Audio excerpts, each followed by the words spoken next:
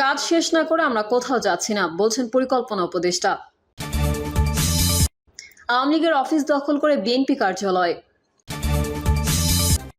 BNP ঘরে বসে থাকলে ১৫০ বছরও হাসিনার পতন হতো না। ঈদে আসছে নতুন টাকা, থাকছে না কোনো ব্যক্তির ছবি, বলছেন গভর্নর। এবং সর্বশেষ জানাবো, মেহেরপুরে বিএনপির দুই পক্ষের সংঘর্ষ, আহত ২০। এতক্ষণ শুনছিলেন সংবাদ শিরোনাম, এবারে বিস্তারিত। তবে তার আগে অনুরোধ থাকবে আমাদের চ্যানেলটি সাবস্ক্রাইব করে বেল আইকনটি ক্লিক করুন। কাজ শেষ না করে আমরা কোথাও যাচ্ছি না, বলছেন পরিকল্পনা উপদেষ্টা। অন্তর্বর্তী সরকারের প্রধান উপদেষ্টা ডক্টর মোহাম্মদ ইউনূস পদত্যাগ করছেন না উল্লেখ করে পরিকল্পনা উপদেষ্টা ডক্টর ওয়াহিদুদ্দিন মাহমুদ বলেছেন, আমরা আমাদের কাজ শেষ না করে কোথাও যাচ্ছি না। প্রধান উপদেষ্টার পদত্যাগের বিষয়ে পরিকল্পনা উপদেষ্টা বলেন, তিনি চলে যাবেন বলেননি। তিনি বলেছেন, আমরা যে কাজ করছি, আমাদের সামনে যে দায়িত্ব দেওয়া হয়েছে তাতে অনেক প্রতিবন্ধকতা সৃষ্টি হয়েছে, কিন্তু আমরা সব বাধা অতিক্রম করব। অন্তর্বর্তী সরকারের উপর অর্পিত দায়িত্বের গুরুত্বের উপর জোর দিয়ে তিনি বলেন, দেশের ভবিষ্যৎ এর উপর নির্ভর করছে, আমরা এই দায়িত্ব ছেড়ে যেতে পারি না। পরিকল্পনা উপদেষ্টা বলেন, আমরা দেখছি বিভিন্ন জায়গা থেকে কি কি বাধা আসছে, কে কি সমস্যার সম্মুখীন হচ্ছেন এবং আমরা এগিয়ে যাওয়ার সঙ্গে সঙ্গে কি কি প্রতিবন্ধকতা সৃষ্টি হচ্ছে। উপদেষ্টা রাজনৈতিক দল, প্রশাসন, বিচার বিভাগ এবং রাষ্ট্রীয় প্রতিষ্ঠান সহ সব পক্ষের সমর্থন চেয়ে বলেন, গণঅভ্যুত্থানের পক্ষে থাকা সব শক্তি এবং সব রাষ্ট্রীয় সংস্থাকে আমরা এই লক্ষ্য অর্জনে সাহায্য করার আহ্বান জানাবো। এটা শুধু আমাদের একার দায়িত্ব নয়। ওয়াহিদুদ্দিন মাহমুদ আরও বলেন, উপদেষ্টারা স্বপ্রণোদিতভাবে এখানে আসেননি, তারা তাদের একটি জাতীয় দায়িত্ব অর্পণ করা হয়েছে এবং তারা তা ছেড়ে যাবেন না। আসন্ন জাতীয় নির্বাচনের রূপরেখা নিয়ে বৈঠকে কোনো আলোচনা হয়েছে কিনা তা নিশ্চিত করেননি উপদেষ্টা। আওয়ামী লীগের অফিস দখল করে বিএনপি কার্যালয়। নাটোরের বড়াই গ্রামে আওয়ামী লীগের অফিস দখল করে ইউনিয়ন বিএনপির কেন্দ্রীয় কার্যালয় করা হয়েছে। স্থানীয় বিএনপির নেতাকর্মীরা সেখানে বাংলাদেশ জাতীয়তাবাদী দল বিএনপি ৪ নং নগর ইউনিয়ন বিএনপি ও অঙ্গ সংগঠনের কেন্দ্রীয় কার্যালয় লেখা সাইনবোর্ড টাঙিয়ে দিয়েছেন। জানা যায়, ছাত্র জনতার অভ্যুত্থানে ৫ই আগস্ট উপজেলার নগর ইউনিয়নের ধানাইদহ বাজারের আওয়ামী লীগের সাবেক সংসদ সদস্য আব্দুল কুদ্দুসের ছেলের শহীদ কল্লোল স্মৃতিসংঘের এই কার্যালয়ে আগুন দেওয়া হয়। ওই কার্যালয় শহীদ কল্লোল স্মৃতিসংঘ নামে হলেও নগর ইউনিয়নের সাবেক চেয়ারম্যান ও উপজেলা মহিলা আওয়ামী লীগের সাধারণ সম্পাদক নীলুফার ইয়াসমিন ডালু ব্যবহার করতেন, যেখানে জেলা ও উপজেলা আওয়ামী লীগ নেতাকর্মীদের নিয়মিত ওঠা বসা ছিল। পুড়ে যাওয়া আধা পাকা কার্যালয়টির টিনের চাল নষ্ট হলেও দেয়াল ঠিক ছিল। সেখানেই বাংলাদেশ জাতীয়তাবাদী দল বিএনপি ৪ নং নগর ইউনিয়ন বিএনপি ও অঙ্গ সংগঠনের কেন্দ্রীয় কার্যালয় করা হয়েছে। স্থানীয় সূত্রে জানা যায়, নগর ইউনিয়ন বিএনপির সাবেক সভাপতি সাজদার রহমান, ৮ নম্বর ওয়ার্ড বিএনপির সভাপতি আসবাব সরকার, ইউনিয়ন যুবদলের সভাপতি আতাউর রহমান, ইউনিয়ন ছাত্র দলের সভাপতি তৌরাদ মণ্ডল কার্যালয়টি নিয়ন্ত্রণ করেন। এর কার্যালয়ে ইউনিয়ন বিএনপির বেশিরভাগ সদস্য ওঠা বসা করেন। আওয়ামী লীগের কার্যালয়ে সাইনবোর্ড টাঙানোর বিষয়ে নগর ইউনিয়ন বিএনপির সাবেক সভাপতি সাজদার রহমান বলেন, ওই অফিসের জায়গায় মালিক ৮ নম্বর ওয়ার্ড বিএনপির সভাপতি আসবাব সরকার। নীলুফার ইয়াসমিন ডালু দখল করে অফিস বানিয়েছিলেন। ৫ই আগস্ট বিএনপি ও আসবাব সরকারের ছেলে তা পুড়িয়ে দেয়। পরে আবার মেরামত করে দলীয় কার্যালয় করা হয়েছে। নাম প্রকাশে অনিচ্ছুক নগর ইউনিয়নের আওয়ামী লীগের এক নেতা বলেন, এভাবে রাজনৈতিক দলের কার্যালয় দখল করা নিন্দনীয়, কিন্তু চলমান পরিস্থিতিতে আমাদের কিছু করা নেই। নিজের ও পরিবারের নিরাপত্তার স্বার্থে প্রকাশ্যে কিছু বলতে পারছি না। বিএনপি ঘরে বসে থাকলে ১৫০ বছরও হাসিনার পতন হতো না। বিএনপি ঘরে বসে থাকলে আগামী ১৫০ বছরও শেখ হাসিনার পতন ঘটানো সম্ভব হতো না বলে মন্তব্য করেছেন বিএনপির চেয়ারপারসন বেগম খালেদা জিয়ার উপদেষ্টা আবুল খায়ের ভূঁইয়া। তিনি বলেছেন, শহীদদের রক্তের বিনিময়ে আমরা শেখ হাসিনার পতন ঘটিয়েছি। এটি কেউ একক দাবিদার নয়, এটি হচ্ছে দীর্ঘ পরিক্রমার সমাপ্তি অংশমাত্র ১-১.৫ মাসের আন্দোলন। আবুল খায়ের ভূঁইয়া বলেন, বাংলাদেশে আন্দোলনে বিএনপির ৫৫০ জন শাহাদত বরণ করেছেন, শত শত নেতাকর্মী গুলিবিদ্ধ হয়েছেন, শত শত নেতাকর্মী আজ পঙ্গুত্ব জীবনযাপন করছেন।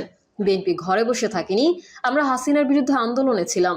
হাসিনাকে বিতাড়িত করা পর্যন্ত আমরা আমাদের সব শক্তি নিয়ে আন্দোলন সংগ্রামকে সফল করেছি। তিনি বলেন, নতুন করে একটি চক্রান্ত ষড়যন্ত্র শুরু করেছে, ত্রিমুখী চক্রান্ত। সবাইকে সজাগ থাকতে হবে। দেশকে নিয়ে নতুন একটি খেলা শুরু হয়েছে। ঐক্যবদ্ধভাবে সকল ষড়যন্ত্র চক্রান্ত মোকাবেলা করতে হবে, যাতে আগামী দিনে আমাদের অভীষ্ট লক্ষ্যে পৌঁছাতে পারি। দেশকে নিয়ে যেই চক্রান্ত ষড়যন্ত্র, অভ্যন্তরীণ গোলযোগ সৃষ্টি করে আইন শৃঙ্খলার অবনতি ঘটিয়ে ফ্যাসিস্টদের দোসর নতুন করে চক্রান্ত করে দেশের গণতান্ত্রিক পদ্ধতিকে প্রতিবন্ধকতা সৃষ্টি করার জন্য চেষ্টা করা হচ্ছে। সকল চক্রান্ত ষড়যন্ত্র শেষ হয়ে যাবে অবিলম্বে নির্বাচনের তফসিল ঘোষণা করে জনগণের গণতান্ত্রিক অধিকার প্রতিষ্ঠা করতে অন্তর্বর্তী সরকারকে আহ্বান জানিয়েছেন তিনি। খালেদা জিয়ার এই উপদেষ্টা বলেন, বর্তমান অন্তর্বর্তী সরকারকে আমরা সমর্থন জানিয়েছি। অবিলম্বে একটি নির্বাচনী রোডম্যাপ গ্রহণ করুন। নির্বাচন দ্রুত দিয়ে আপনারা আপনাদের দায়িত্ব পালন করেন। একটি অনির্বাচিত সরকার দীর্ঘদিন ক্ষমতায় থাকতে পারে না। অনির্বাচিত সরকারের ক্ষমতা নেই সকল কিছু পরিবর্তন করার। স্বাধীন সার্বভৌম রাষ্ট্রের কিছু মৌলিক বিষয় আছে, তা জনপ্রতিনিধিরা সংসদে সিদ্ধান্ত নেবে। আমরা এই সরকারকে সমর্থন করেছি। একটি নির্দিষ্ট সময়ের মধ্যে নির্বাচন দিয়ে জনপ্রতিনিধিদের হাতে ক্ষমতা হস্তান্তর করতে হবে। ডানে বায়ে চিন্তার কোনো অবকাশ নেই।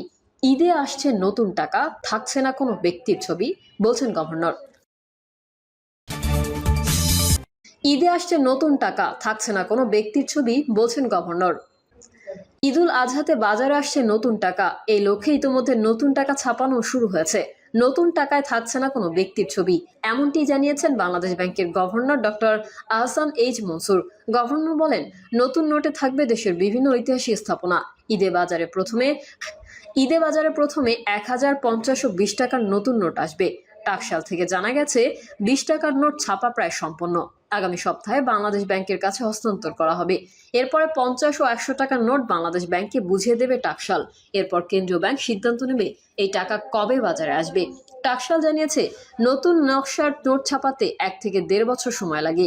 আগস্টে ছাত্র জনতার গণঅভ্যুত্থানে আওয়ামী সরকারের পতনের পর অন্তর্বর্তী সরকার গঠিত হয়। গত ডিসেম্বরেই নতুন নকশার নোট বাজারে আনার সিদ্ধান্ত নেয় এই সরকার। তার এই ধারাবাহিকতায় টাকশাল চলতি মাসে নতুন নকশার নোট ছাপানো শুরু করে। টাকশাল আরও জানায়, একসঙ্গে 3টি নোটের বেশি ছাপানোর সক্ষমতা নেই টাকশালের। তাই প্রথম ধাপে 1050 ও 200 টাকার নোট ছাপানো হচ্ছে। এদিকে গভর্নর জানিয়েছে, পাচার হওয়া অর্থ ফিরিয়ে আনা অন্তর্বর্তী সরকারের রাজনৈতিক অঙ্গীকার। তিনি বলেন, বিশ্বের বিভিন্ন গণমাধ্যমে প্রতিবেদন প্রচারিত হওয়ায় তা ফেরত পাঠাতে চাপ তৈরি হয়েছে। পাচারকৃত অর্থ ফ্রিজ করার অর্থ ফেরত আনার প্রথম ধাপ সম্পন্ন হয়েছে। মেহেরপুরে বিএনপি দুই পক্ষের সংঘর্ষ, আহত 20। মেহেরপুর জেলা সদরের আমঝুপি ইউনিয়ন বিএনপির সম্মেলনকে কেন্দ্র করে বিএনপি দুই পক্ষের সংঘর্ষের ঘটনা ঘটেছে। এতে অন্তত 20 জন আহত হয়েছেন। দলীয় কোন্দল ও সম্মেলনকে কেন্দ্র করে জেলা বিএনপির সদস্য সচিব অ্যাডভোকেট কামরুল হাসানের সমর্থকদের সঙ্গে মেহেরপুর সদর উপজেলা বিএনপির সাবেক সেক্রেটারি ও সাবেক ইউপি চেয়ারম্যান সাইফুল ইসলামের সমর্থকদের মধ্যে সংঘর্ষ হয়। এ বিষয়ে মেহেরপুর জেলা বিএনপির সদস্য সচিব অ্যাডভোকেট কামরুল হাসান জানান, জেলার আমঝুপি ইউনিয়নে দ্বিবার্ষিক কাউন্সিলে অংশগ্রহণ করার সময় আমি সহ আমার 14 থেকে 15 জন নেতাকর্মীর ওপর হামলা চালানো হয়। এ সময় আমার মাইক্রোবাস সহ 15 থেকে 20টি মোটরসাইকেল ভাঙচুর করে। আহতরা মেহেরপুর সদর হাসপাতালে ভর্তি হন। পরে উন্নত চিকিৎসার জন্য কয়েকজন নেতাকর্মীকে কুষ্টিয়া পাঠানো হয়েছে। তিনি আরও জানান, এই সন্ত্রাসী হামলার নেতৃত্ব দেন সদর উপজেলা বিএনপির সাবেক সেক্রেটারি সাইফুল ইসলাম ও তার ভাই শফিকুল ইসলাম। এদিকে সাইফুল ইসলাম জানান, তড়িঘড়ি করে আওয়ামী লীগের লোকজনদের 51 সদস্য কমিটিতে ঠাঁই দিয়ে জেলা বিএনপির সদস্য সচিব অ্যাডভোকেট কামরুল হাসানের বাড়িতে গোপনে কমিটি করে নামমাত্র সম্মেলন করার চেষ্টা করছিল। আমরা দলের পরীক্ষিত নেতা, আমাদের বাদ দিয়ে তারা এই কমিটি বাস্তবায়ন করার চেষ্টা করে। এর জেরে আমরা আমঝুপিতে শান্তিপূর্ণ অবস্থান কর্মসূচি দিয়েছিলাম। সেখানে তারা হামলা করে, তখন আমাদের এক ছাত্রনেতার হাত ভেঙে যায়। প্রিয় দর্শক, এই ছিল এখনকার সর্বশেষ সংবাদ। আপডেট সহ সংবাদ পেতে চ্যানেলটি সাবস্ক্রাইব করে বেল আইকনটি ক্লিক করুন। কমেন্টে আপনার মতামত জানিয়ে আমাদের সাথেই থাকুন। ধন্যবাদ সবাইকে। আল্লাহ হাফেজ।